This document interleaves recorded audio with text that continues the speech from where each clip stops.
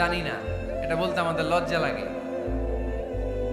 কিন্তু ক্লাসিক স্কলাররা, আল উলামা আল মুতাকাদ্দিমিন, যারা হাজারো প্রশ্নের উত্তরে বলতেন আনা লা আ'লাম আল্লাহু আ'লাম, আমি কিচ্ছু জানি না। কি জানি? আমি কিছুই জানি না। জানি না এটা বলতে আমরা জানি না, এটা বলতে শিখো। জানি না, কিছুই জানি না আমি। জানে কে? সবচেয়ে বেশি জানে কে? মুসা আলাইহিস সালাম বনি ইসরাইলের লোকদের কাছে বয়ান করতেছিলেন। হঠাৎ একজন দাঁড়িয়ে বলে, মান আ'লামু ফিল আরদ, নবী আল্লাহ মুসা, বর্তমান পৃথিবীতে সবচেয়ে জ্ঞানী কে বলেন তো? মুসা আলাইহিস সালাম বললেন, আনা, আমি আমি আমি সবচেয়ে জ্ঞানী।